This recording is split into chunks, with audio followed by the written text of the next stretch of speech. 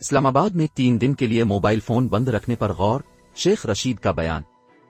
اسلام آباد daily Pakistan on line. وفاقی دارالحکومت اسلام آباد میں کل رات 12 بجے سے 3 دن کے لیے موبائل فون سروسز بند کرنے پر غور شروع کر دیا گیا۔ حکومت OIC کانفرنس کے موقع سیکیورٹی کے پیش نظر موبائل فون بند رکھنے کے فیصلے پر غور کر رہی ہے۔